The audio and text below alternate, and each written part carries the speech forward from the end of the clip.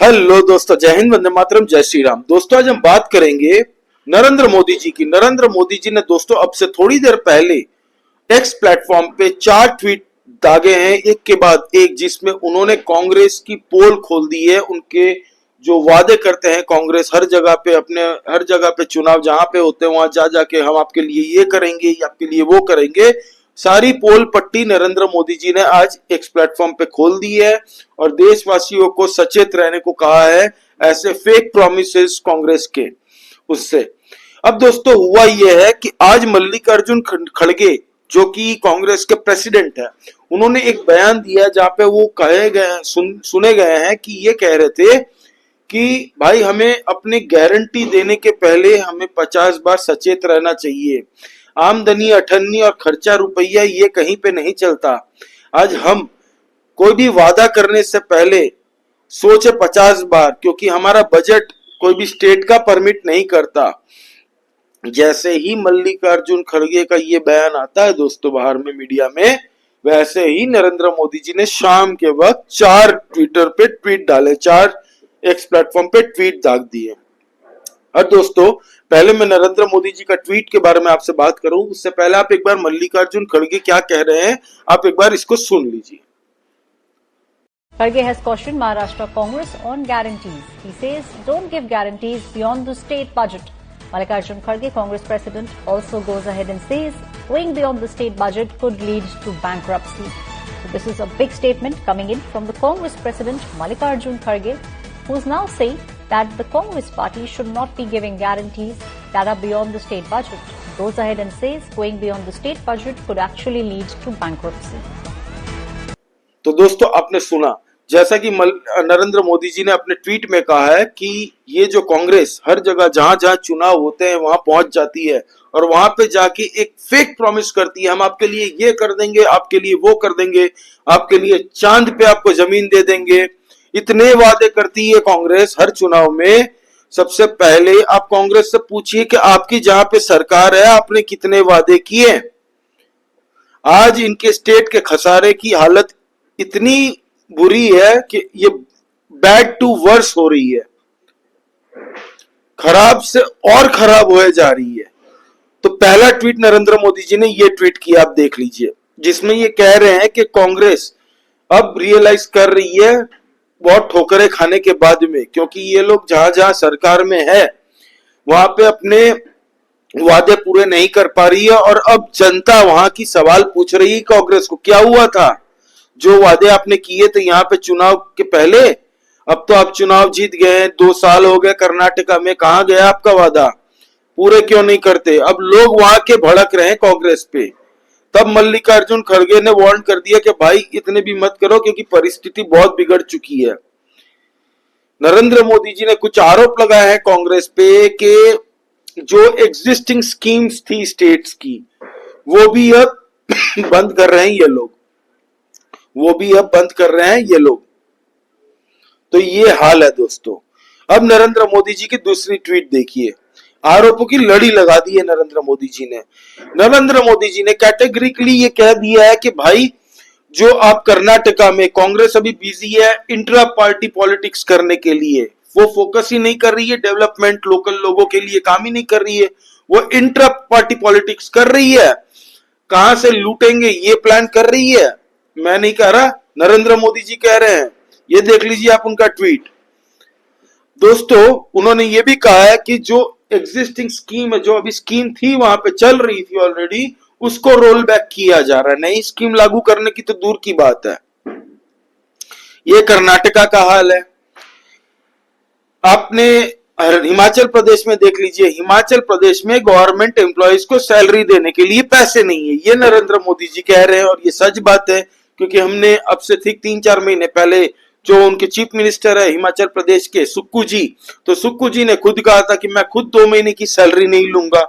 तो इससे बड़ा हास्यास्पद चीज क्या हो सकती है कि आपने चुनाव जीतने से पहले हिमाचल की जनता को जो जो वादे किए थे कि हम आप लोगों को 30 लाख नौकरियां देंगे, हम यहाँ पे बिजली, सड़क, पानी पीने का सब ठीक करेंगे, टूरिज्म बढ़ाएंगे, यहाँ पे इंडस्ट्री लगाएंगे छोटी छोटी, आप लोगों के डेवलपमेंट के लिए हम लोग स्कूल्स बच्चों के लिए लगाएंगे, हॉस्पिटल करेंगे।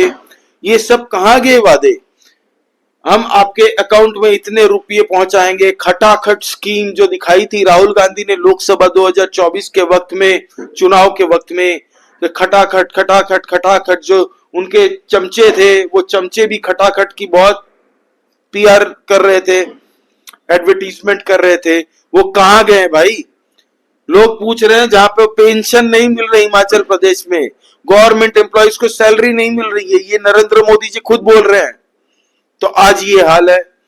अब बात करते हैं तेलंगाना में। तेलंगाना में आने से पहले कांग्रेस की सरकार ने वादा किया था कि यहाँ पे किसानों के ऊपर में जितना भी कर्ज है हम लोग कर्ज खत्म कर देंगे।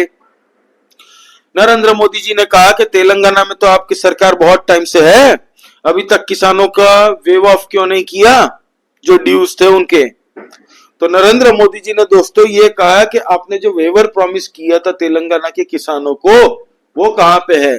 जितने वादे आपने प्रॉमिस किए थे कि हम महिलाओं के लिए इतना पैसा देंगे, बेरोजगारों को इतना देंगे, सीनियर सिटीजन्स को इतना देंगे, गरीब तबके के लिए हम ये करेंगे, उनको घर दिलवाएंगे।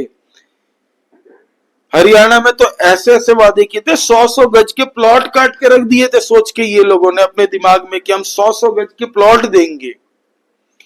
नरेंद्र मोदी जी ने ये कहा ये सपनों के सौदागर हैं, सपने दिखाते हैं आपको मर्सिडीज की, लेकिन आपके पास जो साइकिल अभी है आपको सपने दिखाएंगे ये मर्सिडीज की, आपकी साइकिल भी गायब कर देंगे ये। तो नरेंद्र मोदी जी ने एक्सपोज किया है कांग्रेस के फेक वादों को। सही बात है, अभी हरियाणा में जब चुनाव था हमने देखा 300 यूनिट बिजली मुफ्त देंगे का नारा दिया था, 6000 देंगे दिव्यांगों को, 6000 हम देंगे महिलाओं को, 6000 हम देंगे सीनियर सिटीजन्स को, बेरोजगारी भत्ता देंगे, गरीबों को एक तबके को हम देंगे 100-100 गज के प्लॉट। इतने वादे किए थे, 7 बड़े बड़े वादे कर दिए थे इन्होंने। नौकरियां देंगे हम। हरियाणा की जनता ने उनके सपनों को ठुकरा दिया। हरियाणा की जनता सियाणी है, ये तो पूरा देश मानता है, सबको पता है।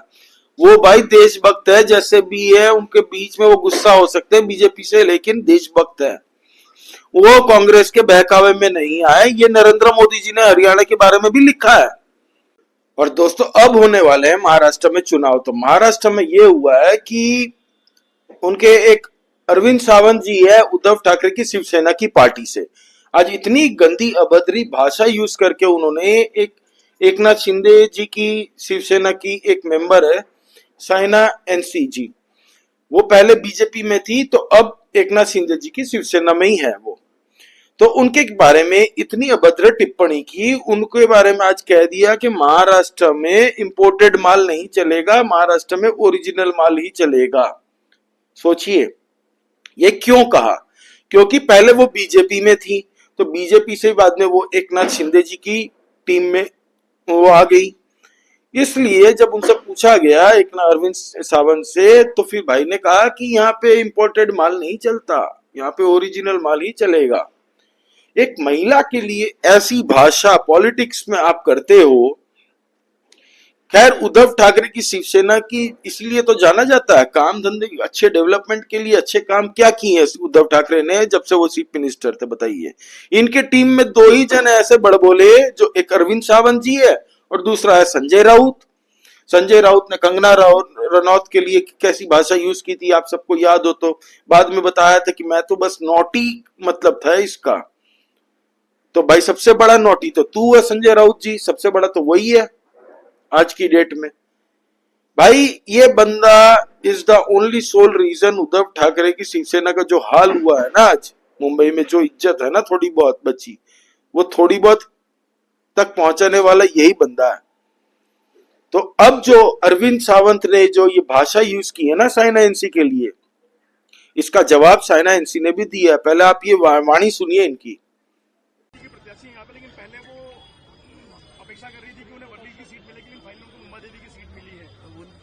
उनकी हालत देखो ना भैया, जिंदगी भर वो भाजपा में रही, अब कहीं नहीं तो इनके दूसरे पार्टी में गई। और ये इम्पोर्टेड नहीं चलता, यहाँ इम्पोर्टेड माल नहीं चलता हमारे यहाँ ओरिजिनल माल चलता है, ओरिजिनल माल है हमारा। अब दोस्तों ये कहा, इसका जवाब में साइना एनसी ने कह दिया कि बेहाल कर देगी यहाँ की जनता, अब इलेक्शन में तुम्हें वोट ऐसे देगी कि तुम जिंदगी भर याद रखोगे इसकी सजा। और दोस्तों साइना एनसी ने यह भी कहा कि 2014-2019 में हम लोग तुम्हारे लिए कैंपेन करते थे, वोट मांगते थे, आज तुम हमारे बारे में, मेरे बारे में ऐसे बोल रहे हो, एक महिला के बारे में। बोले महिला हूं मैं, माल नहीं, ये उन्होंने खुद कहा है। तो ये अभद्र भाषा, ये लोग पब्लिक के बीच में घूमते हैं। मुंबई इतने पैसे वालों का जगह है, सिविलाइज्ड लोग है, उनके लीडर ऐसे, सोचिए भाषा देखिए इनकी, एक महिला के प्रति माफी भी नहीं मांगी है। तो अब दोस्तों चुनाव होने वाला है इंटरेस्टिंग, 6 तारीख के बाद में सारे पावर पैक्ट वहां पे जाने वाले हैं नेता लोग। 4 तारीख को विड्रॉवल होगी नॉमिनेशन, जो जिन्होंने नॉमिनेशन भरा था जो वापस लेंगे, उसके बाद में क्लियर होगा कि कौन कितनी सीटों से कौन सी पार्टी लड़ रही है, कहां से। झारखंड में भी प्रचार करेंगे, बीजेपी का पूरा खेमा अभी अंडरग्राउंड काम तो कर ही रहे हैं, आरएसएस बीजेपी हर दोनों जगह, वो हेमंत बिस्वा शर्मा लगे हुए हैं। कल झारखंड की एक वीडियो बनाएंगे दोस्तों अलग से स्पेशल, कि अभी झारखंड में क्या चल रहा है वहां पे। और महाराष्ट्र की मैं बना चुका हूं, आप देख सकते हैं। महाराष्ट्र में कुछ भी अपडेट आता है दोस्तों, मैं सबसे पहले आपसे वीडियो शेयर करूंगा। आप लोग प्लीज सब्सक्राइब कीजिए इस चैनल को, नया चैनल है दोस्तों। हम लोग देश की पॉलिटिक्स की चर्चा करते हैं और साथ ही साथ में हम लोग जियो पॉलिटिक्स भी कवर करते हैं। तो प्लीज सब्सक्राइब दिस चैनल, नया चैनल है, आप लोगों की सपोर्ट की आवश्यकता है। कमेंट करके बताइए दोस्तों, आपको क्या लगता है, महाविकास आघाड़ी का पलड़ा भारी है अभी या महायुति का पलड़ा भारी है? प्लीज कमेंट करके बताइए। और दोस्तों जितना हो सके लाइक कीजिए इस वीडियो को। जय हिंद, जय श्री राम, वंदे मातरम।